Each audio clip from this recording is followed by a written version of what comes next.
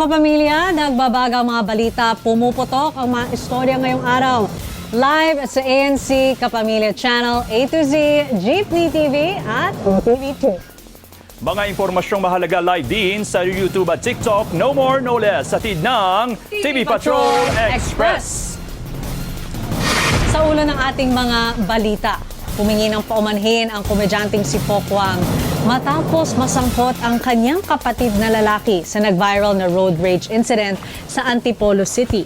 Sa video na in-upload niya sa social media, inamin ni Pokwang na kapatid niya ang motoristang nakuna ng video na nanakit sa lalaking nagtutulak ng kariton. Ito'y matapos na masagi umano ng lalaki ang pickup truck na minamaneho ng kanyang kapatid. Nagsorry si Pokwang sa lalaking nagtutulak ng kariton, sa anak nito at sa publiko dahil sa inasal ng kanyang kapatid. Pero nagpaalala siya sa mga netizen laban sa paulit-ulit na pagpo-post ng mga larawan ng kanilang pamilya sa social media. Binatikos din niya ang ilang politikong nakikisakay umano sa issue. Ako po yung humihingi ng dispensa doon po sa kanyang nakaalitan. At lalong-lalo na po dun sa anak na babae. Dun sa mga nag-post pa ng paulit-ulit ng mukha ng buong pamilya ko. May tinatawag po tayong cyberbullying and cyber libel. Dun po sa mga ibang politiko na nakisakay po na hindi naman taga-Antipolo, nakakaloka. Kasi mambabatas pa naman kayo. So alam po ninyo dapat po yung tinatawag dating cyber libel, cyberbullying, sir. Isang sugatan sa salpukan ng sports utility vehicle at multipurpose vehicle sa Del Monte Avenue sa Quezon City, Martes ng madaling araw. Sa CCTV footage, patawid ang SUV sa Paraiso Street nang banggain ng MPV. Sa lakas ng salpukan, tumagilid ang SUV habang nawasak ang harapang bahagi ng MPV. Isinugod sa ospital ang driver ng SUV na nagtamo ng pasa at bukol sa ulo. Hawak na ng Traffic Sector 1 ng Quezon City Police District ang driver ng MPV. Nakumpirmang nakainom siya ng alak.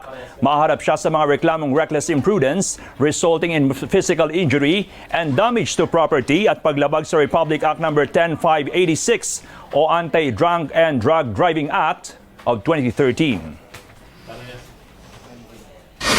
Patuloy ang paghahanap sa isang taong gulang na bata na tinangay ng isang taong kalye sa Novaliches, Quezon City. Sa CCTV video, lumabas ng convenience store sa Barangay San Bartolome ang babaeng suspect na bitbit ang bata noong Miyerkules. Ayon sa Novaliches Police, kaibigan at kapwa street dweller ng mga magulang ng bata ang babaeng suspect. Sinabihan umano ng suspect ang mag-asawa na ililibre ng pagkain sa convenience store. Pero tinangay na ng suspect ang bata nang malingat ang mag-asawa. Naaresto ang suspect noong Biyernes pero hindi niya kasama ang bata. Inamin niyang tinangay niya ang bata at iniwan umano sa isang kalye sa Muñoz, Quezon City. Naharap siya sa kasong child abuse at kidnapping. Iniimbestigahan ng Philippine National Police ang lahat ng posibleng anggulo kabilang ang foul play sa pagkawala ng isang babae sa Quezon City ilang araw bago ang kanyang kasal. Ayon kay PNP Chief Jose Melencio Nartates Jr., ginagawa ng mga investigador ang lahat para matukoy ang tunay na nangyari at matunton ang bride-to-be na si Shera De Juan. Inireport na nawawala si De Juan 4 na araw bago ang nakatakda niyang kasal noong December 14. Base sa investigasyon, huling nagkausap si De Juan at ang fiancé niyang si Mark R.J. Reyes noong December 10. Papunta umano sa mall ang babae para bumili ng wedding shoes. Pero hindi na siya nakita pa mula noon. Iniwan din ng babae sa bahay ang kanyang cellphone habang naka-charge. Sumasailalim na sa forensic examination ng PNP ang nasabing cellphone. Nagsasagawa na rin ang binuong Special Investigation Team ng backtracking ng mga CCTV footage sa mga lugar na posibleng dinaanan ng babae. Kinumpirma ng Bureau of Immigration ngayong Martes na ilang araw na malagi sa Pilipinas ang mag-amang sangkot sa mass shooting sa Bondi Beach sa Sydney, Australia. Bago ang insidente, ayon sa Bureau of Immigration, dumating sa bansa si Sajid Akram at anak na si Navid Akram noong November 1. Sa Davao, idineklarang final destination. Umalis sila noong November 28, sakay ng connecting flight mula Davao patungong Maynila at Bondi, Sydney ang kanilang final destination. Samantala, inihayag po ng Armed Forces of the Philippines na hindi pa kumpirmado ang posibleng koneksyon na mag-amang suspect sa mga teroristang grupo o aktibidad. Pero tiniyak ng AFP sa publiko na nananatiling alerto ang militar sa anumang uri ng terorismo. 15 ang nasawi sa walang habas na pamamaril ng mag-ama sa Bondi Beach nitong Lunes. Napatay ng mga rumesponding pulisi sa JID habang kritikal sa ospital ang kanyang anak.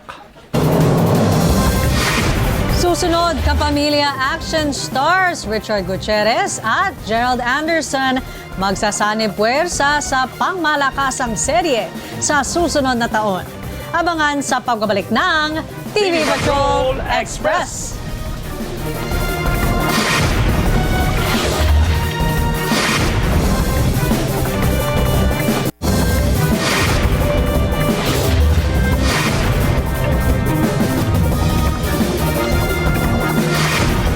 Diretso sa final si Pinay tennis star Alex Ayala matapos talunin ang kalabang Thai na si Sasapor Naklo sa score na 6-1, 6-4 nitong Martes. Magtuto sila ng isa pang Thai tennis player na si Mananchaya Sawangkyu.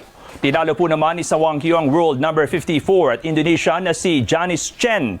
Mangyayari ang gold medal match ni Ayala at Sawangkyu para sa women's singles event sa Huwebes. Bago yan, muli ring lalaban si Ayala at Nino Alcantara sa semis ng mixed doubles sa Miyerkules. Samantala, nasungkit din ng ginto ngayong Martes ang Paris Olympian na si Joanny Delgado at kanyang partner na si Christine Paraon sa women's doubles sculls rowing event. 5 segundo lang ang pagitan nila ng second placer na Thailand. Sa huling tala, may 26 na gintong medalya na ang Pilipinas na nasa ika-6 na pwesto.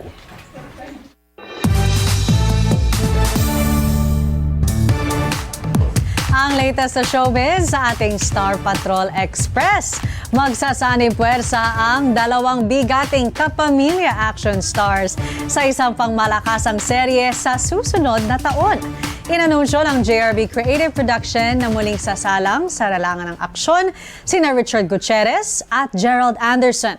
Parehong tumatak sa mga manonood ang husay ng dalawa sa naturang genre matapos ang successful run ng kani-kanilang serye sa primetime.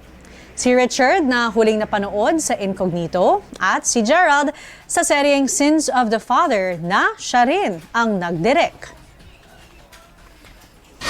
Ipinasilip na ng ABS-CBN ang ilang eksena sa panibagong seryeng pagbibidahan ng kapamilya stars sa sina Joshua Garcia at Ivana Alawi. Sa trailer ng Love is Never Gone, magkukross ang landas ng dalawa sa Morocco kung saan tila masasangkot ang karakter ni Joshua sa buhay ni Ivana na hinahabol ng pulisya. Batay sa social media post ng Dreamscape Entertainment, From the Deserts of Morocco, a story of love and survival unfolds. Kaya bukod sa kilig scenes, dapat ding abangan ang maaaksyong eksena ng dalawa, gaya ng ipinakitang pagtakas nila sa mga otoridad. Ipalalabas ang Love is Never Gone sa 2026. At yan ang ating Star Patrol Express sa araw na ito.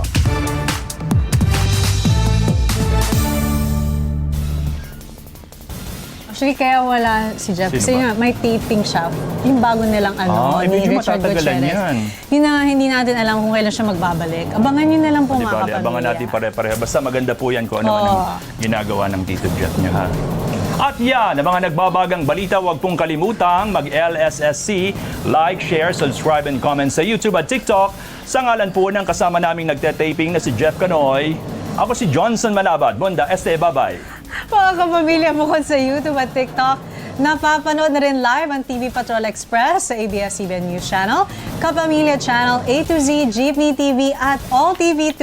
Maaari nyo rin iscan ang QR code sa inyong mga screen para panood sa aming YouTube channel ang mga latest news o balikan ng mga balita na nakalagpas sa inyo. Ako po si Denise Densay. Maraming salamat at magandang hapon, kapamilya.